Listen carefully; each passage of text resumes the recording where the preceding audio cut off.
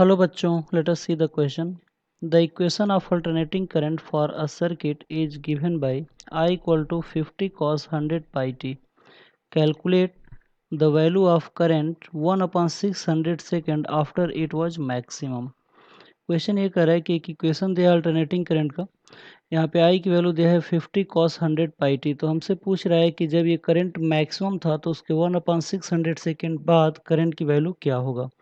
तो जाहिर सी बात है कि अल्टरनेटिंग करंट का इक्वेशन है और अल्टरनेटिंग करंट में आई की इंस्टेंटेनियस वैल्यू होता है, मतलब हर एक सेकंड में उसकी वैल्यू बदलता रहता है. ठीक है, तो आइए देखते हैं इस क्वेश्चन का की कॉन्सेप्ट क्या है जिसके ऊपर ये क्वेश्चन बेस्ड है और फिर इस क्वेश्चन को हम लोग अटेम्प्ट करेंगे.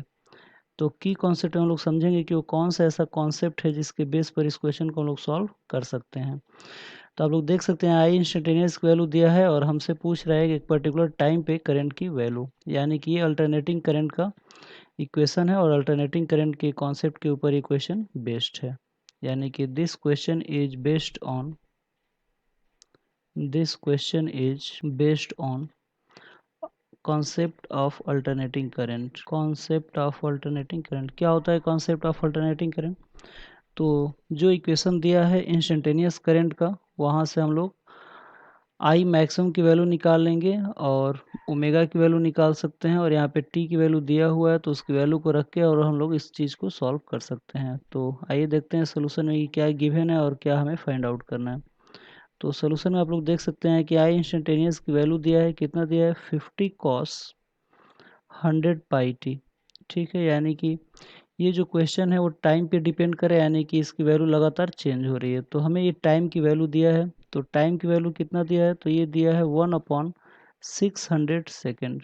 ठीक है, तो इसकी वैल्यू को इस इक्वेशन में रख लेते हैं. तो आई की वैल्यू मिल जाएगा 50 cos 100 पाई और टी के जगह पे कितना रखेंगे? 1/600. तो ये 2 जीरो से 2 जीरो कट जाएगा, यानी कि पाई बाई 6 आ जाएगा. तो आई इक्वल टू आ जाएगा 50 cos पाई बाई 6 और पाई बाई 6 का मतलब 30 डिग्री होता है, यानी कि इसकी जो वैल्यू होगा I equal to 50 cos 30 degree हो जाएगा. और cos 30 की जो वैल्यू होता है वो होता है √3/2. तो इसकी वैल्यू यहाँ पे रख सकते हैं आई इक्वल टू 50 इंटू √3/2. तो ये हो जाएगा आई इक्वल टू 25 इंटू 1.732.